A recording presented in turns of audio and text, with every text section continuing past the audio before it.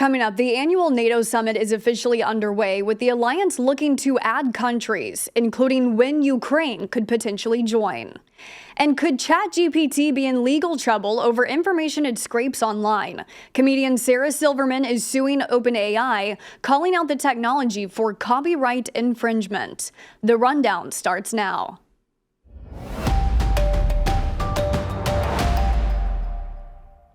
This is Straight Arrow News, bringing you unbiased, straight facts. Today is Tuesday, July 11th. Thanks for joining us. I'm Kara Rucker. President Biden is expected to meet with Ukraine's President Volodymyr Zelensky on Wednesday, according to sources familiar with plans of the NATO summit, which got underway earlier this morning. Once again, the main topic at hand, Russia's invasion of Ukraine. NATO is expected to approve its first comprehensive plans to defend against any attack from Russia since the Cold War. Ukraine could also get closer to NATO membership, despite there being division on this subject among NATO's 31 members. This division likely means there will not be a straightforward invitation for Ukraine to join at the summit. However, NATO Secretary General said Ukraine would get a positive message on the path to membership today, ahead of the NATO-Ukraine Council holding its first session tomorrow.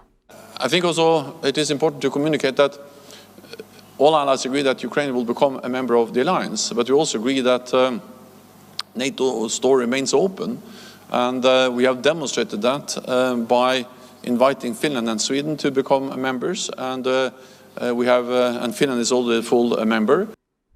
The summit has already kicked off with a bang, with Turkey withdrawing its objections to allowing Sweden to become a member of NATO.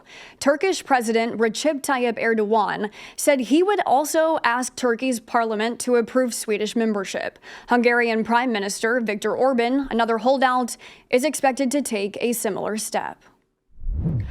Former President Donald Trump has already been indicted in New York State on charges of falsifying business records. Last month, the DOJ indicted Trump on federal charges related to classified documents. And now back to Georgia's probe of the former president. A couple dozen Atlanta area residents will be selected today to be part of a grand jury that will likely consider whether to indict Trump on criminal charges related to the 2020 election. It has been a 2.5-year investigation examining whether Trump tried to overturn the election results in Georgia. The Fulton County District Attorney has previously said any potential indictments would likely come in August. The first 2024 Republican presidential debate will be held on August 23rd. Trump is the GOP's current favorite in the race. Larry Nassar, who was convicted of sexually abusing Olympic and college female gymnasts, was stabbed multiple times by another inmate at a federal prison in Florida on Sunday afternoon. Nassar was stabbed 6 times in the back and in the neck. He received substantial injuries, including what appears to be a collapsed lung, according to sources who spoke with ABC News. He was reported to be in stable condition following the stabbing. The disgraced former sports doctor admitted he sexually assaulted athletes when he worked at Michigan State University and at Indianapolis-based USA Gymnastics, which trains Olympians. A bird's-eye view over Tel Aviv, Israel, shows hundreds of thousands of people marching in the streets in protest over Prime Minister Benjamin Netanyahu's proposed judiciary changes, after Israel's legislature gave initial approval on Tuesday. This marked the 27th consecutive week of this sort of massive demonstration against the government's judicial overhaul plans that constrains the powers of the judiciary. Protesters are claiming the bill restricts Supreme Court power and undermines democracy. Protesters blocked highways leading to Jerusalem and other cities. Unrest is expected to continue as Netanyahu has said he plans to advance the legislation in October. We're coming to wherever the coalition members are in order to send our message loud and clear that what this government is doing is not okay. Democracy is under attack. Israeli rights are under attack. The rights of Israeli citizens are under attack. And we're here to protect that and to say stop the coup, stop the judicial coup. The National Oceanic and Atmospheric Administration is warning that half of the world's oceans may experience a marine heat wave by September. Researchers with the federal agency say such widespread high temps across the sea surface would be a first.